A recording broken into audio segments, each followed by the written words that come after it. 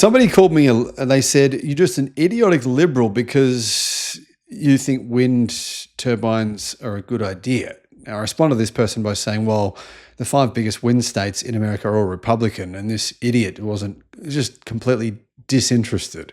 This is really emblematic of what's happening in the United States right now because Republican districts are losing billions as clean energy cancellations are surging. Really, this is kind of evidence that a lot of people who think people who believe renewables are just liberal idiots are actually idiots themselves. Hello, my friends. Welcome to the channel. I'm Sam Evans. You're watching The Electric Viking. It's great to have you with us.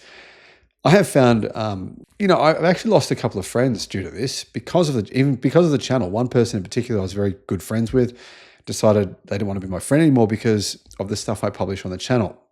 They believe that actually fossil fuels are brilliant. Renewable energy is all a scam. EVs are a big scam. And as a result, I lost them as a friend, which is really disappointing, to tell you the truth. I was pretty emotionally hit by that.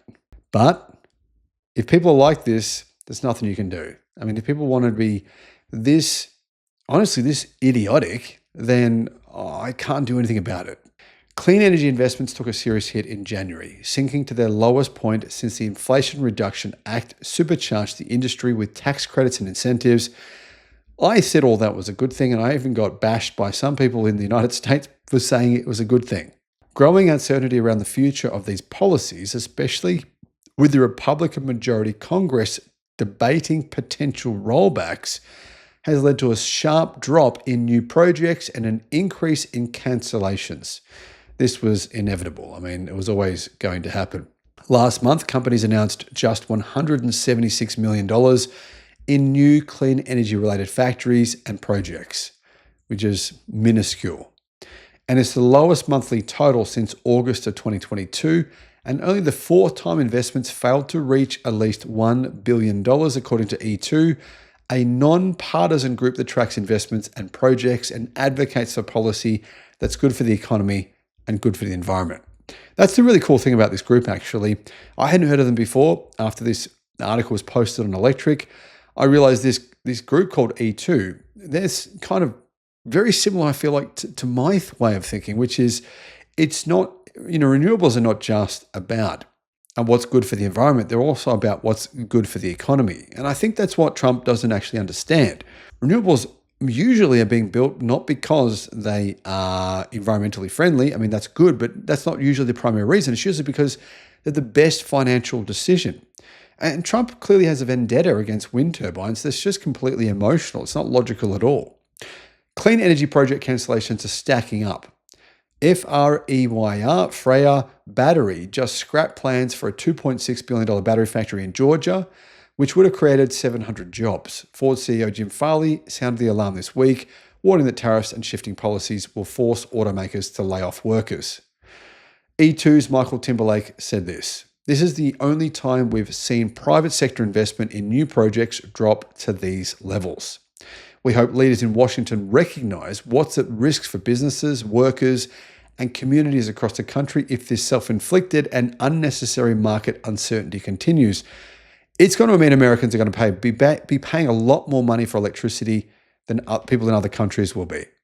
I feel like you'll be in the dark ages a little bit. And the reason I say this is because if you look at, say, for example, the video I did the other day about the state in China with 65 million people, where EV adoption is the highest in the world, 51% of the entire car fleet in that area is fully electric. Well, the reason was because the low price of electricity has made people's lives easier. And then they've gone, well, it's logical, I'll get an electric car. Basically, their entire life is now much easier because very, very low cost of electricity, low cost of owning an electric car, and everything, therefore, is much less stressful. January's $176 million in clean energy announcements were spread across 11 large-scale projects. Most of that came from just one company, GE Vernova, who poured in $120 million into wind, solar, and electric grid manufacturing in Texas, North Dakota, Pennsylvania, New York, and Florida. GE's clean energy projects are expected to create 750 permanent jobs. What I don't understand about all this, guys, and I've been saying this for a while now, I really don't understand Why is Trump attacking wind so much when the number one wind state in America by a mile, and in fact, one of the highest places in the world for the amount of wind turbines they've installed is Texas? Texas is obviously Republican, right? Why does Trump think that's a good idea? I don't get it. Michigan saw 2 new projects, a hydrogen-related factory and a battery storage recycling operation, bringing its total clean energy project count to 36, the most in the country. Georgia has 32. Since E2 began tracking, 372 major clean energy projects have been announced, with total planned investments dropping from $132 billion to $129 billion due to cancellations. And I'm going to guess that we're going to see that number drop significantly more over the next few months. Job numbers have also fallen from 116,500 to 115,000 across 42 states and Puerto Rico. Yeah, I mean, I'm sure this is not the first time we'll hear about this. It's probably just going to get louder and louder over the next 6 months, the next couple of years. Republican-held congressional districts have been the biggest beneficiaries of clean energy investments. That's what's crazy about this, claiming 62% of all projects, 71% of jobs, and 82% of total investments. So 82% of total investments in clean energy sector has gone into Republican districts. What? But they're also bearing the brunt of the latest wave of cancellations, with more than $2.7 billion in investments and 1,300 jobs lost in January alone. Electric says this, talk about shooting yourself in the foot. And yeah, I mean, clearly that's true. Apparently, there's reports as well appearing with regards to the IRA stopping payments. These are hitting companies and also individuals, farmers who signed up to install solar systems, basically like, they're on solar farms. They are now getting their funding cut. And this is really, really bad. If that's actually true, I can't confirm that, but I'm hearing rumors that it is. Interviews with farmers, they've been saying they're on the hook for the cost, and it's going to cost them the farm because they've already signed up to these deals to build out these solar farms. And now the funding from the federal government is being removed in some cases, and they're in a lot of trouble.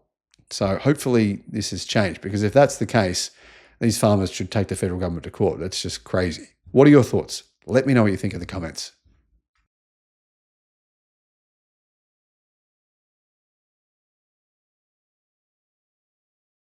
A new report has just emerged showing, to be honest, just how pointless nuclear energy really is now.